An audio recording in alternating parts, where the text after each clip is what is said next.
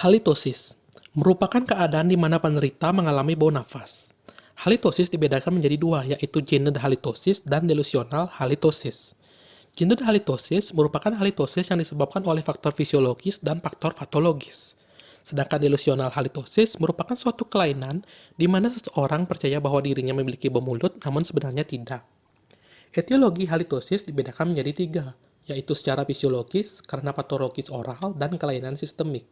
Secara fisiologis, halitosis disebabkan oleh konsumsi makanan seperti bawang putih, bawang, bumbu, acar, lobak, rempah-rempah, tembakau, pinang, dan alkohol. Secara patologis oral, halitosis disebabkan oleh adanya kelainan pada rongga mulut dan gigi. Dan halitosis secara kelainan sistemik biasanya disebabkan oleh kelainan pada nasofaring, kelainan pada paru-paru, kelainan pada GI tract, kelainan pada metabolik, kelainan darah, dan serostomia. Pemeriksaan dalam menentukan halitosis tidak ada yang spesifik, sehingga perlu dilakukan beberapa pemeriksaan lab dalam menentukan diagnosa. Secara umum, pemeriksaan yang dilakukan adalah halitosis organoleptic test, gas kromatolografi dan Banat test, pemeriksaan gigi, dan pemeriksaan sistemik lain. Rencana perawatan halitosis dibedakan tergantung jenisnya. Pada delusion halitosis perlu dilakukan pemberian informasi kepada pasien. Sedangkan pada halitosis karena patologis oral dan halitosis karena kelainan sistemik, perlu dilakukan penanganan faktor penyebab. Perawatan halitosis dilakukan tergantung hasil pemeriksaan dan faktor penyebab dari halitosis tersebut. Pada pasien dengan delusion halitosis, maka perlu dilakukan pemberian KII tentang halitosis dan bagaimana cara merawat rongga mulut dengan baik. Pada pasien dengan halitosis karena patologi oral, maka perlu dilakukan perawatan pada gigi atau mukosa yang bermasalah untuk menghilangkan faktor penyebab, seperti restorasi gigi, karies, terapi periodontal, perawatan gigi yang mengalami nekrosa, dan pada pasien dengan halitosis karena kelainan sistemik, perlu dirujuk pada dokter spesialis yang bersangkutan untuk dapat dirawat sesuai dengan kelainan sistemik yang dialami. Dan untuk produksi dari halitosis dapat dikategorikan baik asalkan analisis faktor penyebabnya tepat. Hand, foot, and mouth disease atau yang disingkat dengan HFMD adalah penyakit yang umumnya menyerang bayi dan anak-anak. Infeksi biasanya melibatkan tangan, kaki, mulut, dan pada kasus yang jarang dapat melibatkan alat kelamin dan bokong. Penyakit ini biasanya disertai dengan adanya anoreksia, demam ringan, diare, mual, dan muntah. Gambaran klinis dari penyakit ini adalah adanya gambaran makulopapular, lesi eksatemantosa, dan fasikuler kulit pada bagian tangan, kaki, dan lengan. Pada rongga mulut biasanya bermanifestasi pada palatum durum, lidah, dan mukosa bukal. Manifestasi ini biasanya bertahan hingga 3-7 hari. HFMD disebabkan oleh Coxsackie virus dari keluarga enterovirus. Coxsackie virus A16 dan enterovirus A71 adalah tipe virus yang paling sering menyebabkan penyakit ini. Diagnosa HFMD biasanya dapat ditentukan secara klinis, namun pemeriksaan penunjang juga dapat dilakukan untuk memastikan diagnosa. Virus dapat dideteksi dalam tinja selama sekitar 6 minggu setelah infeksi. Pemeriksaan mikroskop cahaya dan hasil biopsi swab vesikel dapat dilakukan untuk membedakan HFMD dengan virus varicella zoster dan virus herpes simplex. Pemeriksaan serologi digunakan untuk membedakan enterovirus 71 dari Coxsackie virus karena kedua jenis virus ini memiliki prognosa yang berbeda. Rencana perawatan dalam kasus HFMD adalah dengan pemberian obat analgesik dan observasi. Penyakit HFMD adalah sindrom klinis ringan dan akan sembuh dalam 7 hingga 10 hari.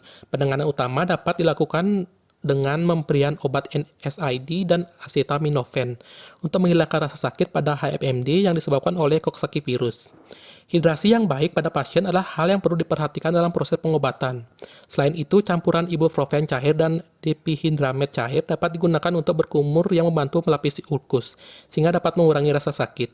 Pemberian ribavirin, quinacrine, dan amantadine digunakan untuk mengobati kasus pada penyakit enterovirus. Prognosis untuk sebagian besar pasien HFMD sangat baik. Sebagian besar pasien pulih dalam beberapa minggu tanpa gejala. Hemangioma atau vascular nevus adalah tumor jinak yang paling sering terjadi pada vertebra dan tengkorak. Hemangioma ditandai oleh proliferasi pembuluh darah dan terdiri dari pembuluh darah yang tidak beraturan dan terhubung langsung dengan pembuluh darah utama. Gambaran klinis hemangioma berbeda tergantung jenisnya. Yang pertama, sentral hemangioma. Biasanya memiliki konsistensi yang keras dan sakit berdenyut-denyut. Pada pemeriksaan okultasi terdapat pulsatil dan beruit. Manifestasi pada rongga mulut biasanya terlihat pembengkakan pada rahang. Yang kedua, cavernous hemangioma. Biasanya terjadi pada bibir, lidah, mukosa bokal, dan palatum. Terdapat pembengkakan yang rata atau sedikit terangkat dengan warna merah tua atau kebiruan, dengan tekstur yang lunak menyerupai jaringan mukosa dan kulit. Ketika ditekan, pembengkakan akan hancur dan mengeluarkan darah, namun ketika tekanan berhenti, maka pembengkakan akan terbentuk kembali. Yang ketiga, strawberry angioma. Biasanya terjadi pada jaringan subkutan dan kulit, dengan adanya gambaran seperti stroberi berwarna merah tua. Pembengkakan dapat ditekan dan pada beberapa kasus dapat terjadi ulcerasi karena trauma. Yang keempat, port wine stain. Biasanya terjadi pada daerah wajah, bahu, dan bokong dengan gambaran menyerupai anggur dengan warna ungu hingga merah tua. Port wine stain memiliki permukaan yang halus dan ketika ditekan akan berubah warna menjadi lebih pucat. Etiologi hemangioma masih dapat dijelaskan secara pasti, namun peningkatan kadar sitokin sebagai faktor penyebab angiogenesis, berkurangnya kadar angiogenesis inhibitor diduga menjadi penyebab terjadinya hemangioma. Perawatan hemangioma dapat dilakukan dengan sclerosing teknik, yaitu pemberian 1 ml natrium morhaut 5% secara injeksi intralesi yang dilakukan 2 kali dengan selang waktu 2 minggu. Pembedahan, terapi radiasi, dan pemberian obat kortikosteroid. Herpangina merupakan penyakit yang diakibatkan oleh infeksi virus Coxsackie virus. Herpangina biasanya disertai dengan gejala umum seperti demam, menggigil, sakit kepala, anoreksia, perut terasa sakit, muntah, sakit tenggorokan, dan disfagia. Penyakit herpangina sering terjadi pada anak usia 3-10 tahun. Tampilan klinis terdapat vesikel yang berbentuk di sekitar daerah faring, tonsil, foveal filar, dan palatum mole. Vesikel dapat pecah dan menjadi ulkus dengan ukuran 1-2 mm dengan warna abu-abu dan meradang pada tepinya. Herpangina disebabkan oleh infeksi virus Coxsackie virus A1, 6, 8, 10, dan 22 yang ditularkan melalui air liur yang terinfeksi, droplet pada saat bersin, atau kontak langsung dengan cairan dari vesikel. Beberapa pemeriksaan penunjang yang bersifat spesifik menentukan diagnosa dari herpangina adalah pemeriksaan laboratorium untuk mengetahui apakah pasien mengalami dehidrasi atau tidak, pengujian PCR untuk dapat dilakukan mengetahui virus yang menginfeksi pasien secara spesifik, dan pemeriksaan sampel yang dapat diperoleh dari feses, mokukutan, cairan vesikuler, atau cairan cerebrospial. Rencana perawatan pada kasus ini adalah dengan pemberian obat analgesik dan observasi, namun dalam beberapa kasus juga dapat diberikan injeksi. Pasien dengan herpangina biasanya diberikan obat-obatan seperti ibuprofen dan acetaminophen sebagai penghilang rasa nyeri. Namun pada kasus yang cukup parah, pemberian immunoglobulin secara intravena dapat dilakukan. Prognosis dari herpangina baik asalkan pasien tidak mengalami dehidrasi yang berat. Herpes zoster adalah penyakit yang biasanya menginfeksi orang dewasa, terutama yang memiliki supresi imun, dengan ciri-ciri berupa nyeri radikuler dan unilateral pada basis eritematosa. Lesi berlangsung selama 2-4 minggu dengan menyisakan jaringan parut setelah proses penyembuhan. Gambaran klinis herpes zoster adalah adanya lesi berupa vesikel bergerombol terutama di sepanjang saraf dan menunjukkan adanya gambaran keterlibatan dari dermatom yang disebut dengan pola Oster-Zoster form. Manifestasi klinis pada rongga mulut biasanya terjadi pada bagian bibir, gingiva, lidah, mukosa bokal, uvula, faring, dan laring. Dengan gejala nyeri terbakar, kadang terdapat erosi hingga 1-5 mm. Herpes zoster disebabkan oleh infeksi virus Varicella zoster. Pemeriksaan penunjang yang dapat dilakukan untuk mendiagnosa herpes zoster adalah dengan fluorescent antibody testing, PCR, biopsi, dan isolasi virus. Rencana perawatan pada kasus herpes zoster adalah dengan pemberian obat antiviral dan observasi. Perawatan pertama dalam penanganan herpes zoster adalah dengan pemberian obat antiviral selama 72 jam setelah gejala muncul. Dosis obat antiviral yang diberikan adalah acyclovir 800 mg 5 kali per hari, famciclovir 250 mg TDS, dan valacyclovir 1 gram TDS. Prognosis dari herpes zoster dipengaruhi oleh umur dan keadaan imun dari seseorang. Orang yang memiliki umur yang lebih muda atau imun yang baik memiliki prognosis yang lebih baik dibandingkan orang yang lebih tua atau imunitas buruk. Hiperplasia gingiva merupakan pembesaran atau penambahan ukuran gingiva karena peningkatan jumlah sel penyusunnya. Gambaran klinis hiperplasia gingiva terkait sistemik dibedakan berdasarkan faktor penyebabnya. Yang pertama, drug-induced enlargement. Biasanya berkembang setelah beberapa bulan pengobatan. Pertumbuhan gingiva dimulai pada interdental gigi, dan berkembang secara cepat dan bahkan menutupi sebagian atau seluruh permukaan gigi. Pembesaran disebabkan oleh obat, contohnya siklosporin. Permukaan epitel biasanya halus dan fibrotik. Yang kedua, enlargement associated with systemic disease or condition. Dibedakan menjadi hiperplasia terkait kondisi sistemik meliputi pubertas dan kehamilan, dan hiperplasia terkait penyakit sistemik seperti diabetes. Pada hiperplasia meliputi pubertas dan kehamilan, pembesaran gingiva terjadi pada bagian interproksimal yang lebih menonjol dibanding sisi sebelahnya. Tekstur lunak berwarna merah cerah dengan permukaan halus dan mengkilap. Pada hiperplasia karena kelainan sistemik seperti diabetes, tampilan klinisnya berwarna merah kebiruan, lembut, permukaan halus, dan mengkilap. Yang ketiga, neoplastic enlargement. Biasanya menyerupai inflamasi, terdapat ulcerasi, pendarahan spontan, margin gingiva mengalami pembengkakan yang diffuse dan terlokalisir atau generalisir. Perawatan dari hiperplasia gingiva terkait sistemik dapat dilakukan dengan kontrol plak pada kasus yang ringan. Pada drug-induced enlargement, perlu dilakukan penghentian penggunaan obat atau penggunaan obat pengganti yang memiliki fungsi yang serupa. Pada tahap lanjutan dapat dilakukan scaling dan root planning sebagai pilihan tindakan untuk menghindari perawatan bedah. Namun jika perawatan tersebut hasilnya belum maksimal, maka dapat dilakukan tindakan bedah seperti gingivektomi, bedah flap, bedah elektro, dan eksisi laser dengan tetap memperhatikan luas area yang terlibat dalam operasi. Infeksi mononukleosis merupakan penyakit menular akut dan bersifat jinak dengan gejala seperti sakit tenggorokan disertai demam, sakit kepala, fotofobia, mual, mialgia, artralgia, parestesia, muntah, dan diare. Pemeriksaan oral, tonsil biasanya akan mengalami pembesaran dan terdapat eksudat berwarna kuning yang mengisi tonsil krip. Ditemukannya petechiae pada palatum mole, terdapat gingivitis ulceratif, periodontitis, dan stomatitis. Infeksi mononukleosis disebabkan oleh virus Epstein-Barr dan virus herpes yang menginfeksi limfosit B. Candida leukoplakia atau candidiasis hiperplastik kronis yang disingkat CHC adalah varian dari candidosis oral yang biasanya muncul sebagai bercak putih pada komisura mukosa mulut. CHC biasanya terjadi pada usia menengah ke atas dengan memiliki faktor predisposisi. Tampilan klinis CHC yaitu terdapat lesi berwarna putih teraba, berbatas jelas dan tidak dapat dihilangkan. Lesi ini biasanya berada pada pipi, lidah, dan kadang berada pada pelatung. Agen etiologi utama dari penyakit ini adalah patogen jamur oral Candida, yang sebagian besar disebabkan oleh Candida albicans dan dipengaruhi oleh faktor predisposisi lain seperti penggunaan denture, merokok, dan adanya kelainan sistemik.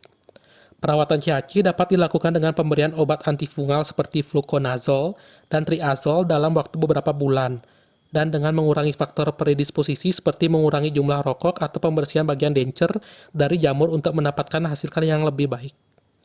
Perawatan bedah juga dapat menjadi pilihan dalam menangani Candida leukoplakia seperti bedah konvensional, terapi laser, dan cryosurgery.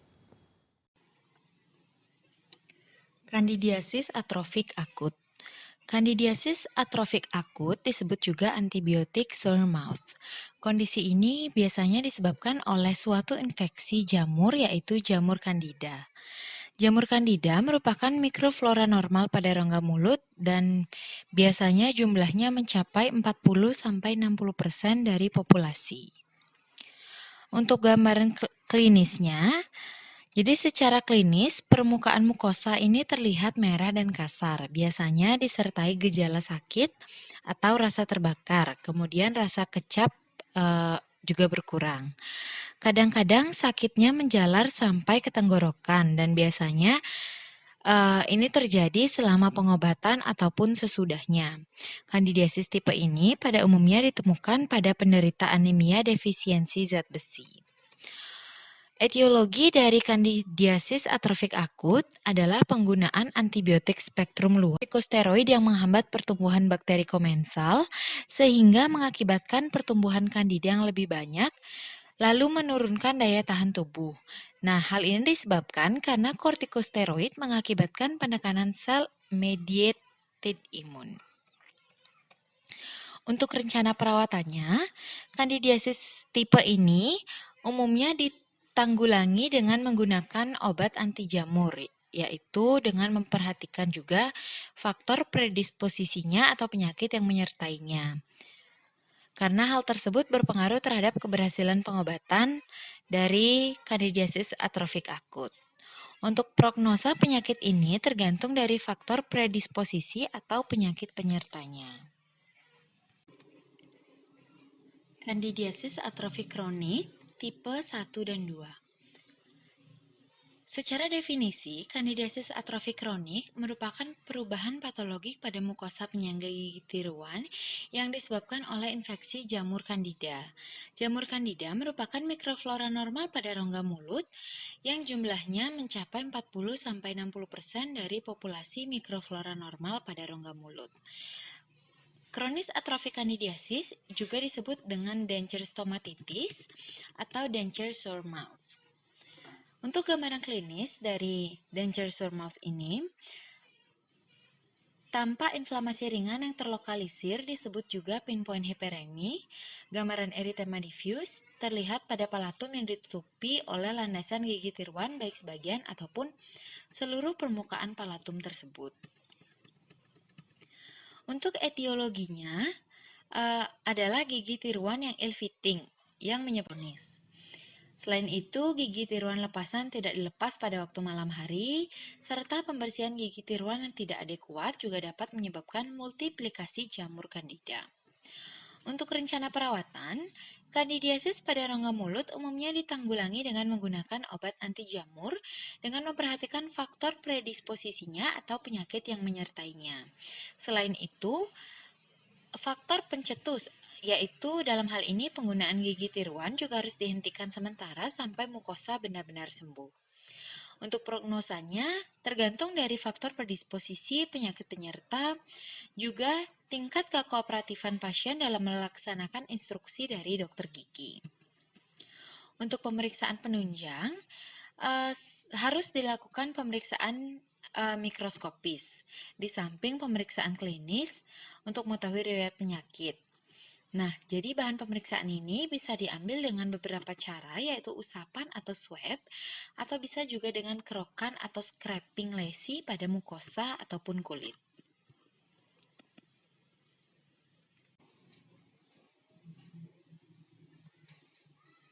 Denture stomatitis atau denture sore mouth merupakan perubahan patologik pada mukosa penyangga gigi tiruan yang disebabkan oleh infeksi jamur Candida.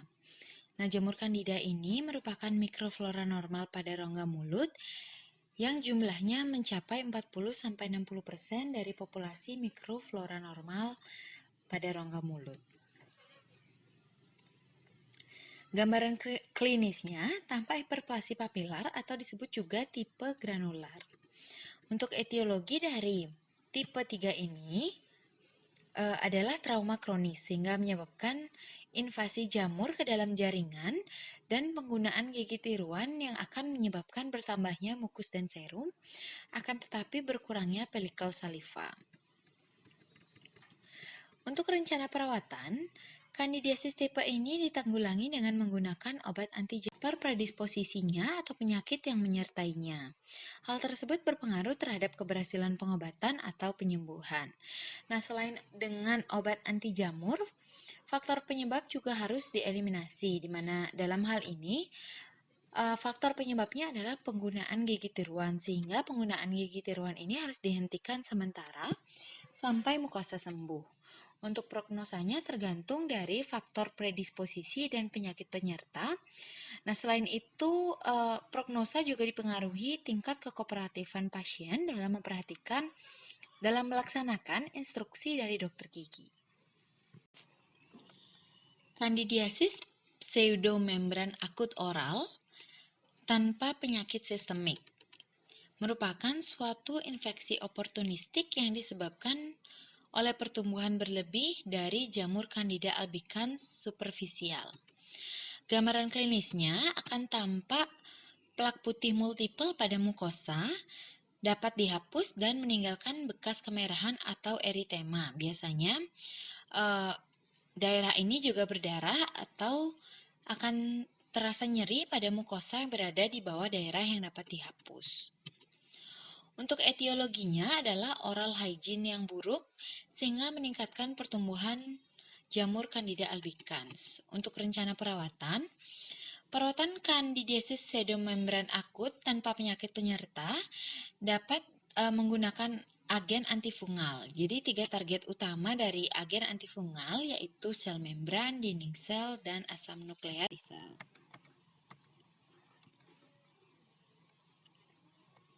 Untuk prognosanya tergantung pada terapi yang terintegrasi antara dokter gigi dan dokter umum, serta kepatuhan pasien dalam mengikuti instruksi dokter dan kontrol teratur juga berkontribusi dalam keberhasilan perawatan yang dilakukan.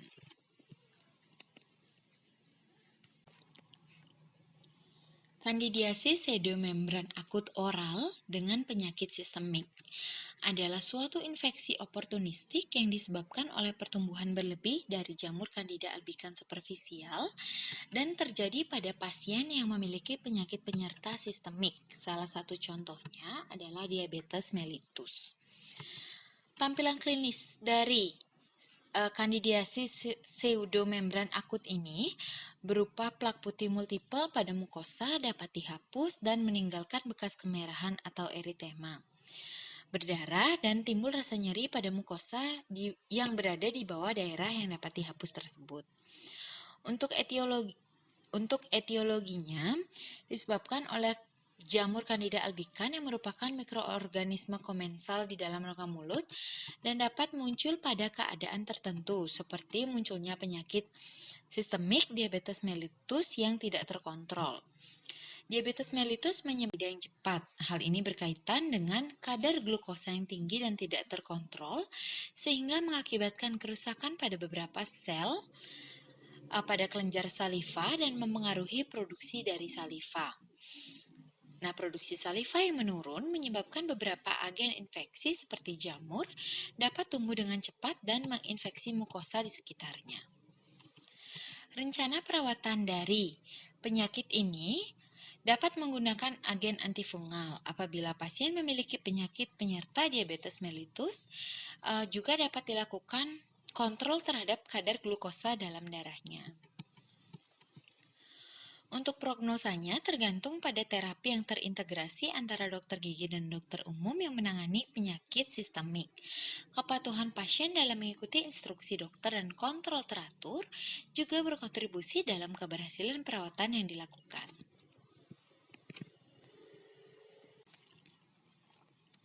Karsinoma sel squamosa. Karsinoma sel squamosa atau squamous cell carcinoma merupakan kanker yang sering terjadi pada rongga mulut. Karsinoma sel squamosa merupakan salah satu dari 10 jenis kanker yang paling sering terjadi di seluruh dunia dengan insidensi pada pria 5% dan wanita 2%. Karsinoma sel squamosa pada rongga mulut pada umumnya terjadi pada usia di atas 50 tahun. Untuk gambaran klinisnya, tampak nodula kemerahan dengan permukaan yang papilomatosa atau verrucosa menyerupai bunga kol, seperti tampak pada gambar. Juga akan tampak ulkus dengan kusta pada permukaannya dengan tepi meninggi berwarna kuning kemerahan.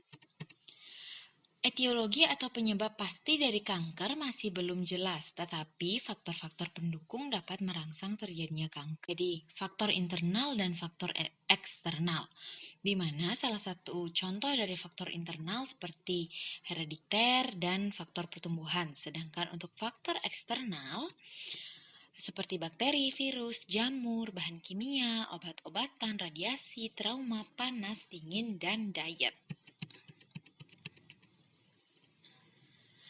Rencana perawatan dari karsinoma sel squamosa dapat melibatkan satu atau beberapa terapi sekaligus, yaitu terdiri dari terapi pembedahan, radioterapi, atau kemoterapi. Jika tumor masih berukuran kecil, biasanya dapat dilakukan satu terapi saja. Namun jika sudah membesar atau bermetastasis, dapat dilakukan terapi kombinasi. Tetapi terapi yang paling sering dan paling umum dilakukan adalah radioterapi. Kista kelenjar liur, ranula. Jadi ranula merupakan pembengkakan pada dasar mulut yang berhubungan dengan glandula sublingualis dan dapat melibatkan glandula saliva minor. Ranula berasal dari kata Latin rana yang berarti kata. Jadi ranula ini seperti kata karena tampilan klinisnya menonjol mirip seperti perut kata. Untuk gambaran klinisnya akan tampak benjolan pada dasar mulut, berdinding tipis transparan berwarna biru kemerah-merahan dan biasanya terjadi unilateral.